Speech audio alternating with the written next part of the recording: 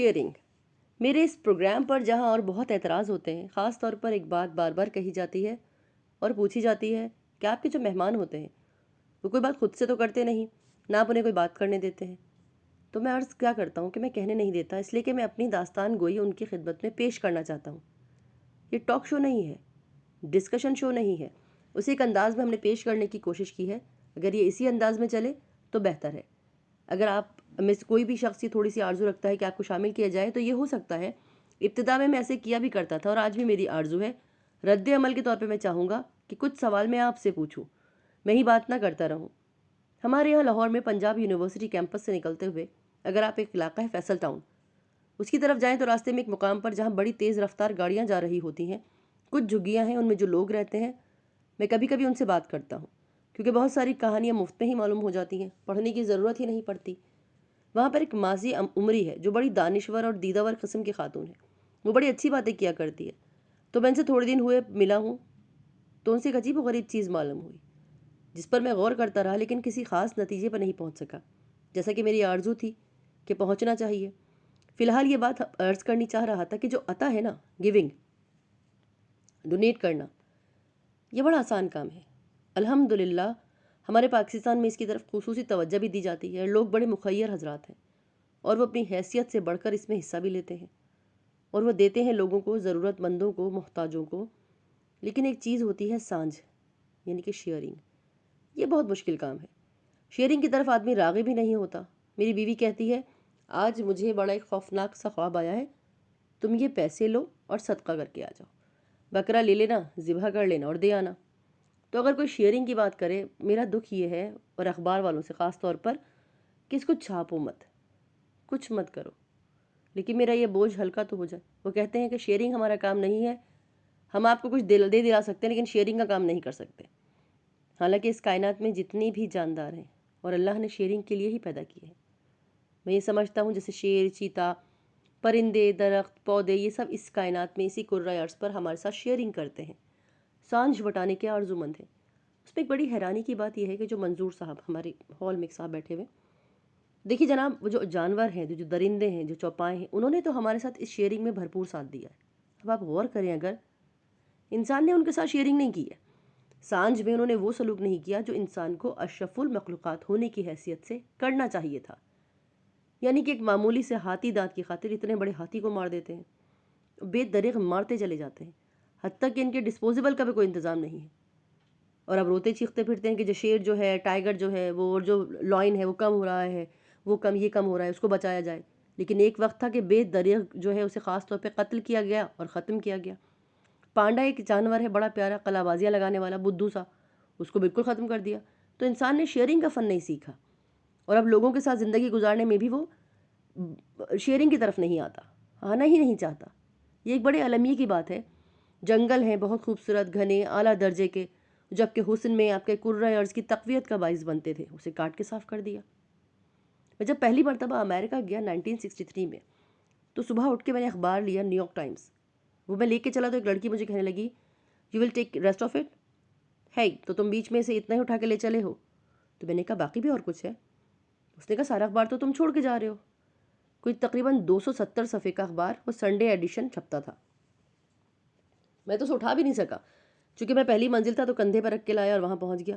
پھر میں نے پھیلا کے اسے دیکھا کہ اللہ، پڑھنا کہاں سے شروع کروں؟ تو سیانے آدمی سے پوچھا کہ بھائی اس اخبار کو پڑھنا کہاں سے چاہیے؟ تو اس نے کہا بھائی یہ سارا کا سارا نہیں پڑھا جاتا، جو خواتین ہوتی ہیں وہ اپنے حصے کا نکال لیتی ہیں، کھانا پکانے والا اپنا حصہ لیتا ہے، کپڑے سینے والا الگ حصہ ہوتا ہے، ایتھلیٹ الگ ہوتے ہیں، اسپورٹس الگ ہوتے ہیں، تو بہت کچھ ہے پڑھنے کو۔ تو میں تو بڑا حیران ہوا، پھر میں نے سوچا کہ بھائی فون کر کے پوچھوں کہ میں آپ کا دفتر دیکھنا چاہتا ہوں۔ انہوں نے کہا چلیے آئیے۔ جب میں گیا تو میں نے ان سے پوچھا کہ جو آپ اخبار کا سنڈے ایڈیشن چھاپتے ہیں اس پر کتنا کاغذ لگتا ہے؟ تو انہوں نے کہا کہ ہمارے سنڈے ایڈیشن پہ تقریباً 10 ایکڑ درخت کٹتا ہے تو اس کا پلپ بنتا ہے، پھر ہی کاغذ بنتا ہے اور پھر اس پہ چھپتا ہے۔ ایک انفارمیشن دینے کی خاطر جو میں سمجھتا ہوں اتنا زیادہ اعلیٰ پائے کی انفارمیشن بھی نہیں ہے، کہ جو انسان کو کچھ عطا نہیں کرتی، انسانیت کا شرف ہے کہ اتنا سارا کاغذ پلپ کی صورت بنا کر درختوں کو کاٹتے چلے جاتے ہیں۔ تو میرے تجسس اور تحقیق کا دائرہ کار بڑھا۔ تو نیو یارک ٹائم والوں کا کاغذ تھا بڑا تھن، خاص قسم کا۔ انہوں نے کہا ہم اپنا کاغذ خود بناتے ہیں۔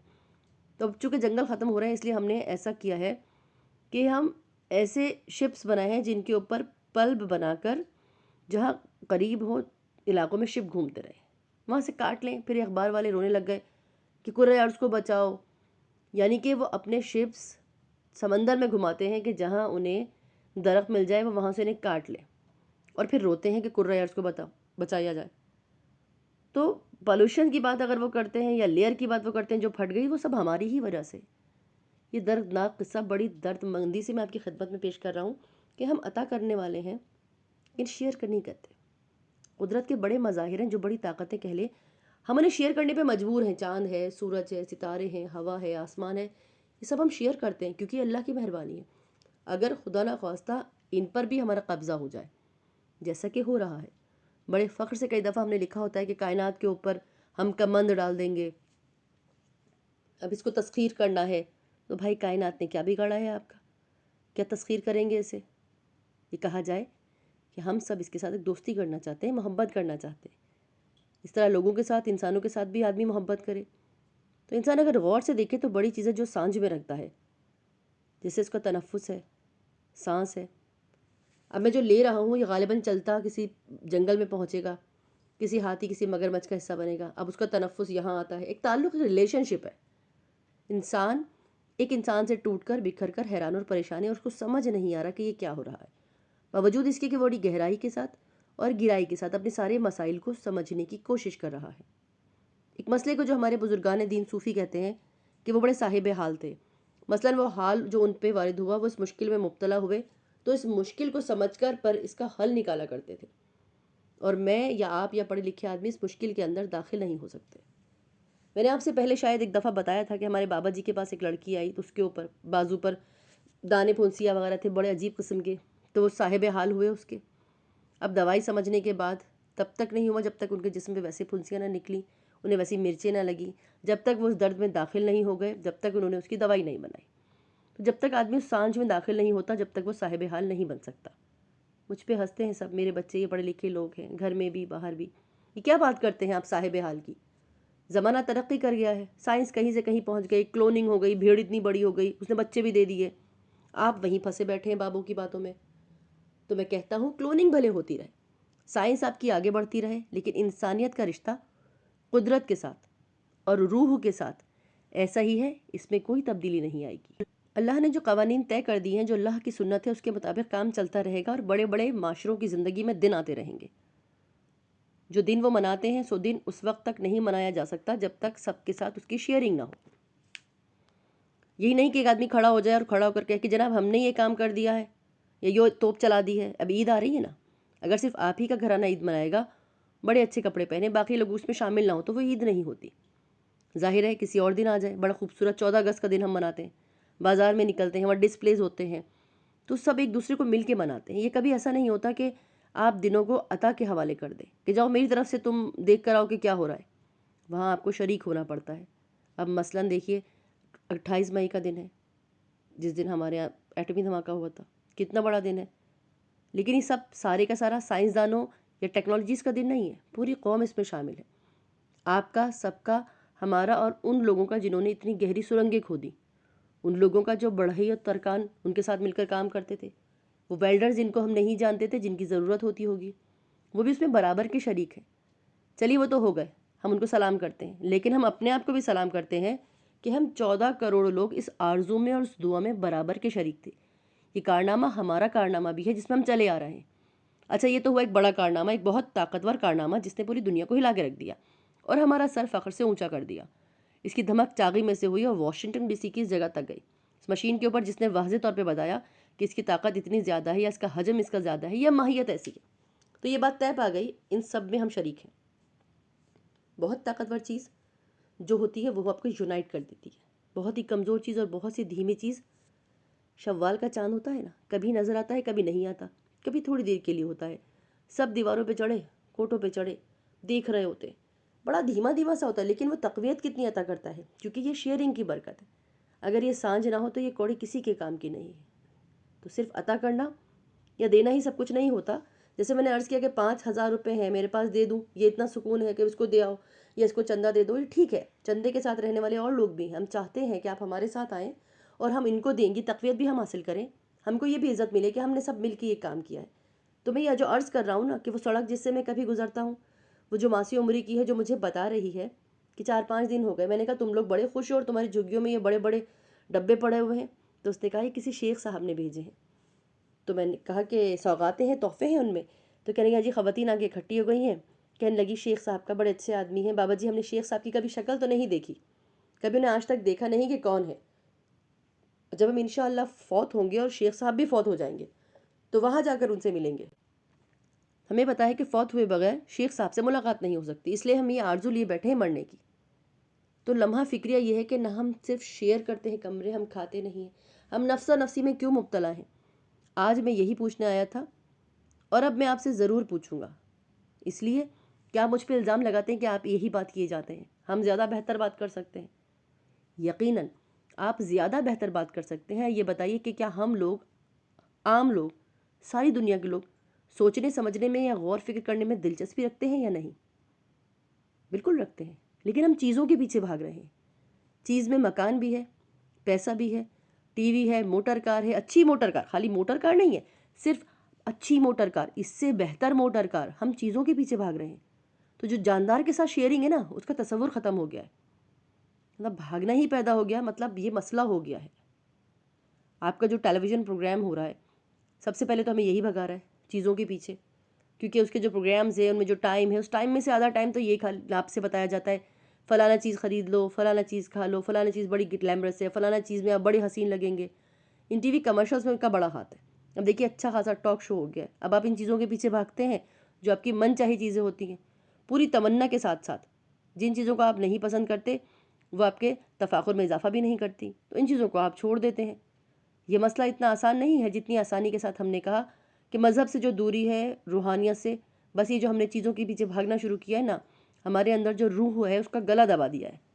میرے ابا جی تھے، میرے دادا تھے، ان کی روح کا گلا تو نہیں دبایا کسی نے، اب سب یہ کیوں دب گیا ہے؟ اس وقت ترغیب کے چانسز اور موقع کم تھے کیونکہ میڈیا کا پھیلاؤ کم تھا۔ اس وقت تعلیم جانا اور تعلیم حاصل کرنا ضروری تھا۔ میں جا کے ٹی وی پہ دیکھتا ہوں، ٹی وی پہ کسی اچھی پروڈکٹ کا اشتہار دیکھتا ہوں، میرے دل میں خواہش پیدا ہوتی ہے کہ اس کو خریدوں۔ تو کیا لوگ سوچنے یا سمجھنے یا غور کرنے کی صلاحیت رکھتے ہیں؟ کیا وہ سوچنے سمجھنے اور غور کرنے پر اپنے آپ کو معمور کرتے ہیں؟ لوگ سوچ رہے ہیں وہ ایک دائرے کے لوگ ہیں جو لوگوں کو اپنی مرضی کے مطابق سوچنے پر مائل کر رہے ہیں۔ ایک دائرہ ہے جو اس کے تابع ہو چکا ہے، وہ ان کے اسیر ہو چکا ہے جس طرح وہ پہنچانا چاہتے ہیں، اسی طرح لوگ سوچتے چلے آ رہے ہیں۔ اب اس میں مجھے ایسا لگتا ہے کہ کمرشلائزیشن جیسا منظور صاحب بات کر رہے تھے چیزوں کی، کہ فینسی کمبینیشن اس قدر ہو چکی ہے، ان کے اندر کشش اس قدر ہے کہ وہ مقناطیس کی طرح ہمیں کھینچ لیتی ہے۔ اس معاشرے میں جس میں ہم آج موجود ہیں اور زندہ ہیں، اس میں مجھے ایسا لگ رہا ہے کہ ہماری ہی کوتاہیوں کے باعث ہماری ساری نیگیٹو چیزیں اس قدر بڑھ گئی ہیں کہ اب ہم لوٹ نہیں سکتے۔ میں لوٹ کے پھر اس طرف آؤں گا اور بار بار ایک اسکول ٹیچر کی طرح کہتا رہوں گا کہ کیا ہم سوچنے سمجھنے کی طرف مائل ہوتے ہیں یا نہیں؟ تو آپ انڈیکیٹ کر رہے ہیں کہ ہم بالکل سوچتے سمجھتے نہیں ہیں، ہم جیسی بنی بنائی چیزیں ہمیں دی جاتی ہیں ان کے پیچھے بھاگنا شروع ہو جاتے ہیں۔ میں نے عرض کیا کہ 2 طرح کے لوگ ہوتے ہیں، شاید آپ بات سمجھ گئے کہ ایک بندہ آپ کو بھگاتا ہے اور جب آپ اور باقی 99% لوگ اس کے پیچھے بھاگ رہے ہوتے ہیں تو وہ سوچتے نہیں ہیں، تو پھر وہ 1% والا بھی سوچتا نہیں ہے کیونکہ وہ تو خود غرض آدمی ہے، وہ سوچ والا آدمی ہی نہیں ہے، اس کو تو چاہت ہے، اس کا تو غرض ہے، تو اپنے غرض کا بندہ ہے۔ میرے ایک دوست ہے ڈاکٹر عاصم، من کا میں ذکر کر رہا تھا، وہ سائیکالوجسٹ ہے، وہ کہتے ہیں کہ کچھ لوگ سوچنے سمجھنے کی آرزو ہی نہیں رکھتے، وہ بیشتر وقت شطرنج کھیلنے میں، تاش کھیلنے میں، وقت گزارنے میں پسند کرتے ہیں۔